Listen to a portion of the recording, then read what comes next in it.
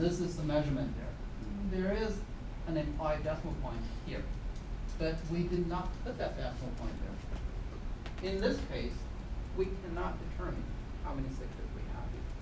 Okay? So you have to look for that very explicit black dot. Unless the decimal point is there, you cannot determine how many sig figs we have here. Now, in quiz number 1 on Canvas there, I will actually give you questions asking you to determine the number of sig figs there. And one of the number, you do have a black dot after that number. So you need to make sure you pay attention. And if you put a dot in here with an explicit decimal point there, this number has 6 sig figs. Okay. Now, if you don't have a dot in here, we don't know. It could be 3, could be 4, could be 5, could be 6. Okay. So that's something that you need to pay attention to. Okay, so using sig fig and using scientific notation makes it easier for us to determine how many sig figs we have there.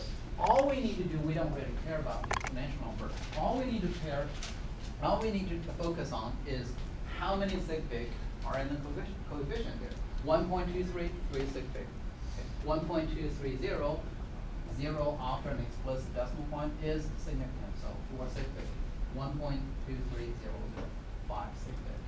Okay. So when you're using scientific notation, you can tell how many sig figs that we have simply by looking at the number of sig figs in the coefficient here. So that's something that's another reason, maybe one of the important reasons there, why we use scientific notation representing our measurement in science there. Because you don't really have to count the zeros there. You don't really have to pay attention to where the decimal point is. Because in the coefficient there, it's a number between 1 and 10, only one digit on the left side of the decimal point there.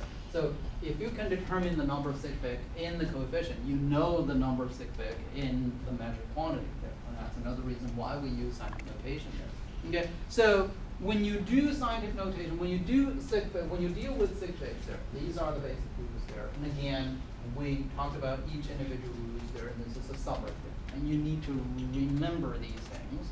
Now, the best way to memorize these things is actually going through calculation practice there. Okay, so when you do calculation involving sig figs there, one thing that you always encounter is that where do you cut off? How many sig figs do you keep? And that's the rounding in dealing with the sig fig there.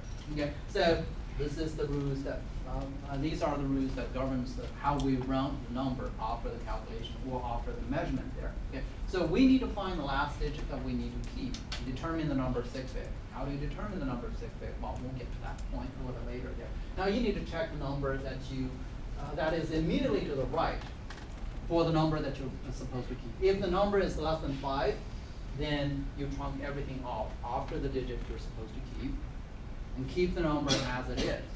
Now, if the number is 5 or more, you round the previous number that you're supposed to keep, you round it up by 1.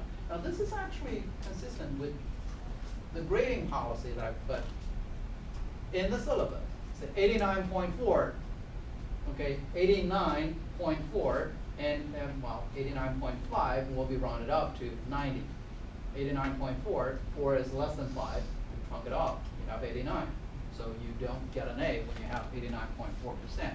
But if you have 89.5%, well, we only keep 2 sig fig in there. Okay, 5 or more, you round it up. So when you round 89 up by 1, you get 90. 90 is an A. Okay, so that's why we have that rounding policy specified in the syllabus there. So this is how we do rounding when we end up with our answers after the calculation.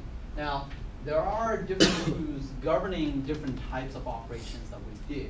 And for multiplication division, it says for the measured quantity involved in the calculation, that involves multiplication division, we go with the, how many sig figs do we keep in the end?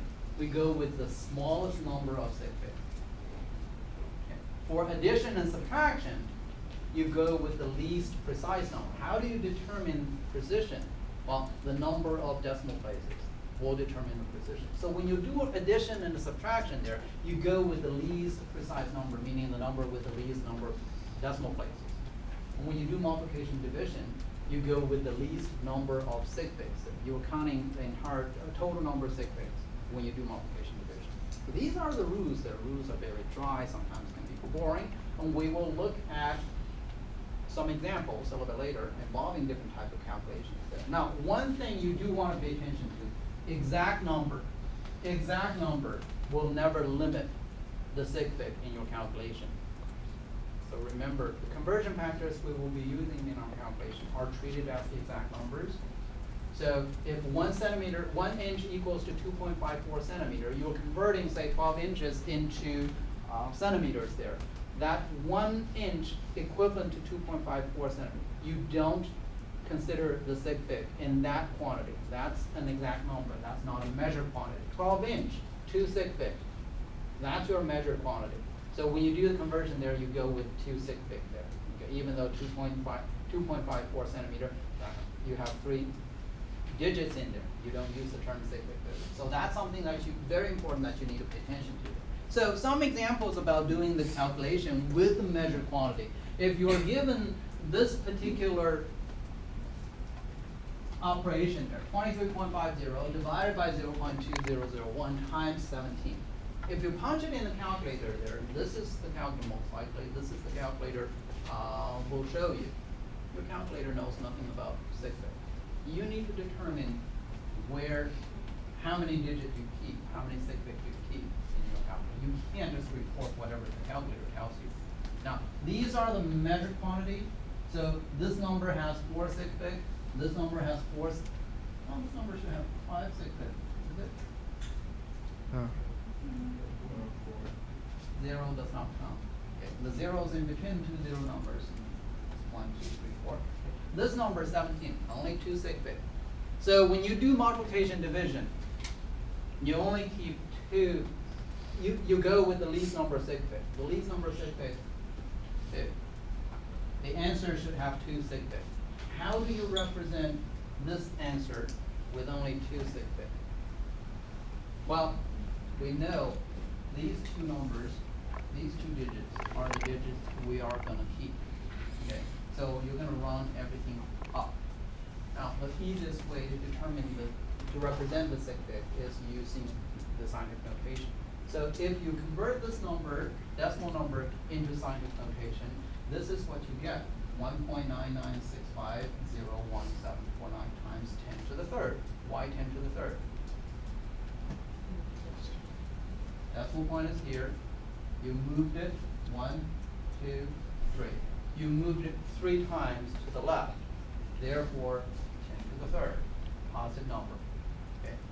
How many sig fig do we have to keep? Well, we need 2 sig fig. So how do we represent this number by 2 sig fig? Well, this is the digit we're going to keep.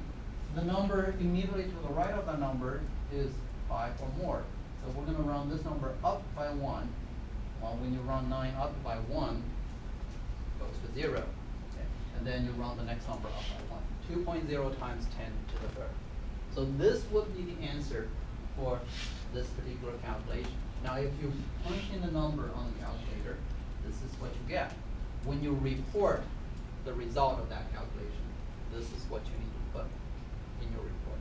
Okay. So determine the number of sig fig. You have to make sure you follow those different rules there, and for the multiplication division, you go with the least number of sig fig. Okay. So this is